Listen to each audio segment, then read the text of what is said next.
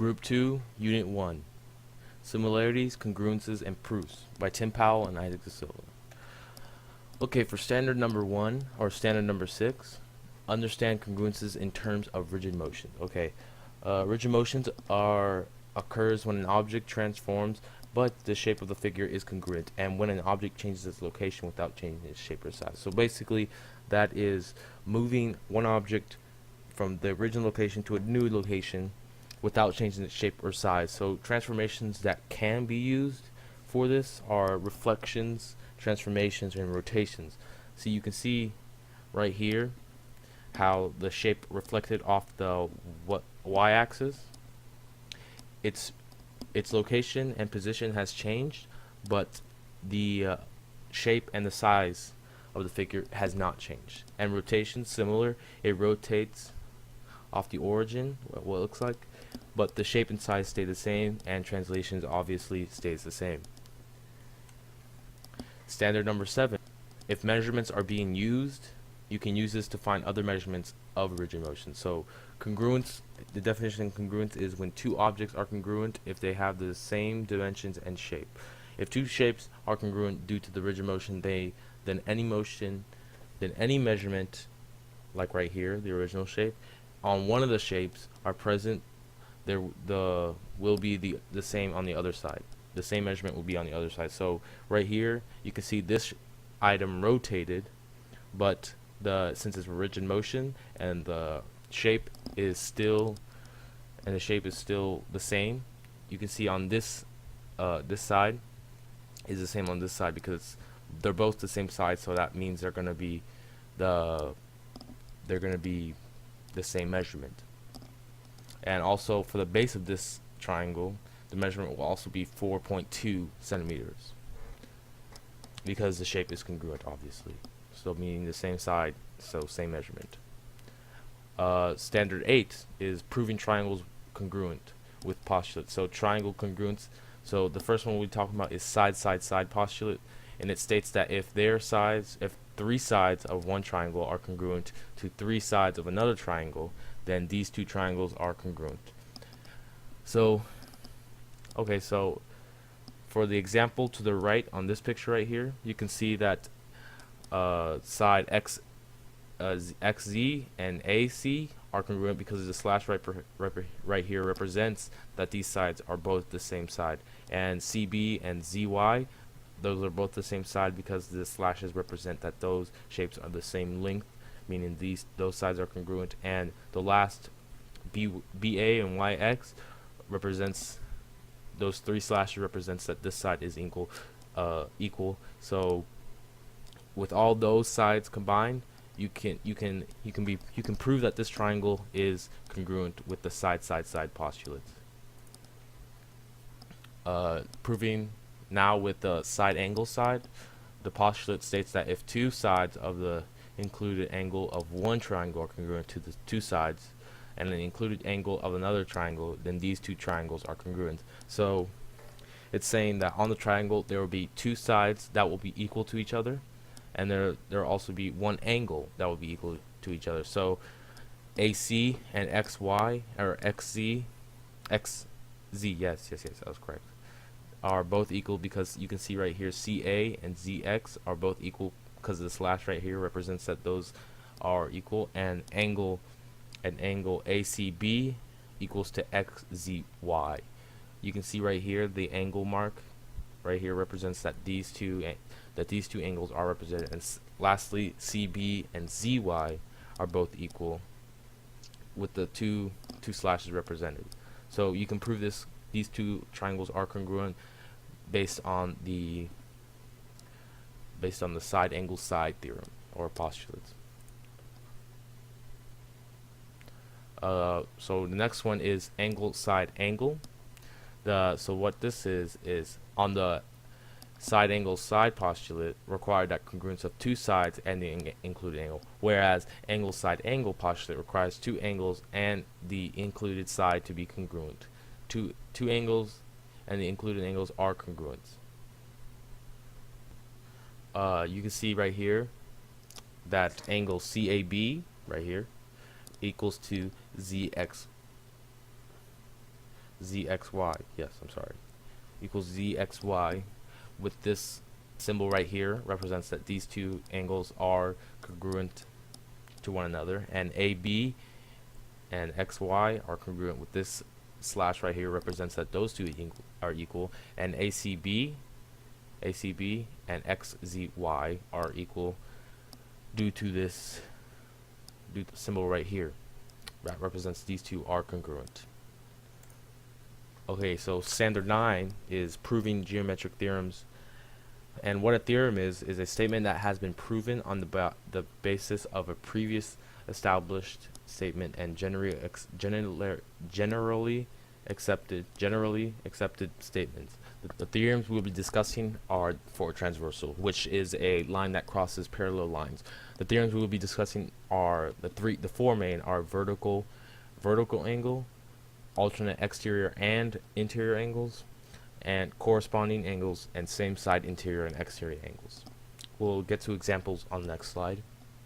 So what vertical angles are angles that touch and share the same vertex right here.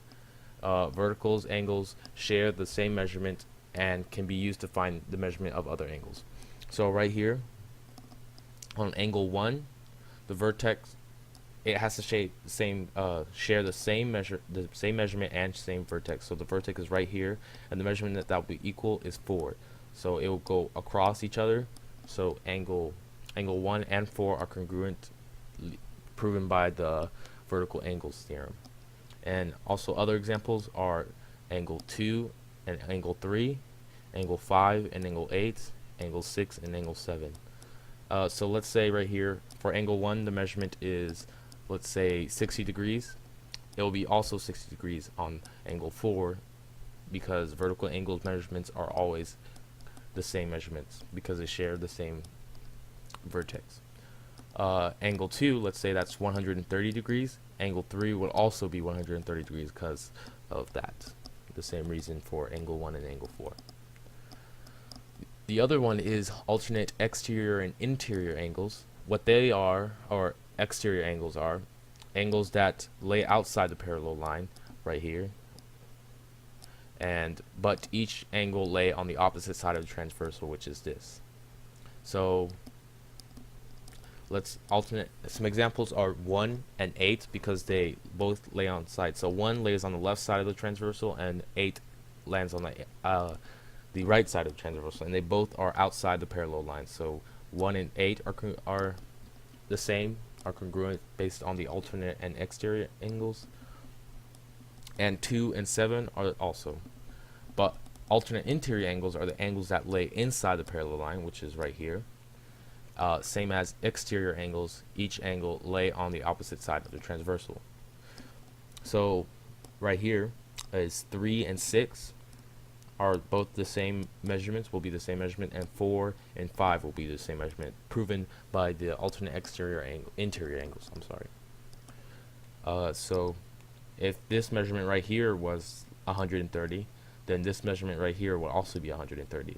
If this measurement was just 60 degrees, then this measurement will also be 160 degrees. So you can use this to find measurements. So if this is 160, if this is 60, then this will have to be 120.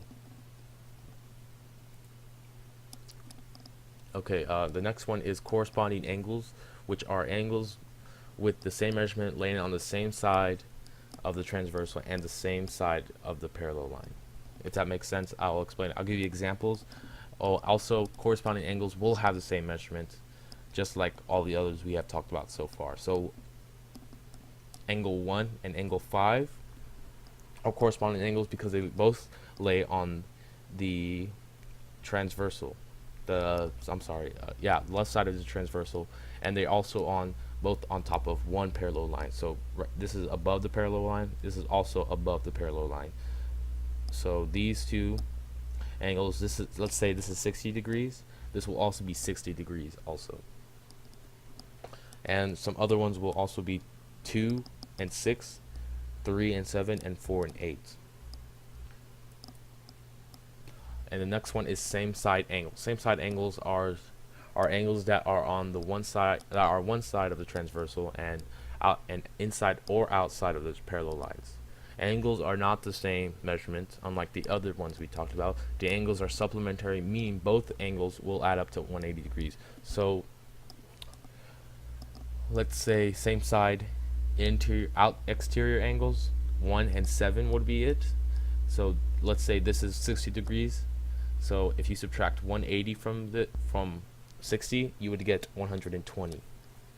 So this would be 120 because, and the other examples are 2 and 8, 4 and 6, 3 and 5. So standard number 3 is proving geometric theorems. All triangles add up to 180 degrees. You have to know this. The base angles of an isosceles triangle are always congruent. You can use this to either find the measurement of those angles or either to find the peak of the isosceles. So on this triangle right here, you're missing the base angles. So these two measurements are going to be the same measurement. These two angles are going to be the same measurement. And you already found out what the peak of the isosceles, which is 70 degrees.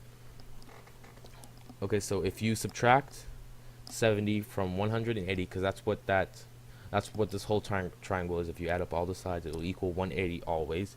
You would get 110. And then when you divide 110 by 2, because these two measurements will be the same, you will get 55. So these two angles right here will be both 20 or 55. So you found the measurement, and if you want to check your answer, you can always go back and add up all the sides, and it should add up to 180. Okay, for this one, there's an extended base right here, which is the line segment, and so a line segment equals to 180 also. You can use that as a protractor. It will tell you it's always 180 degrees. So if you subtract 150 from 180, you get 30 degrees, because like I said, the line segments always add up to 180 degrees. So if you subtract that, you'll get 30 degrees for x. And now if you add 30 from 76, you get 106. After you find this answer, you will have to subtract 106 from 180 degrees, because the sum of a triangle is 180 degrees. And so to find angle y, you have to add up these two and subtract it by 180. So when you do that, y should be 74 degrees. And that's basically it for this unit, and it's pretty simple.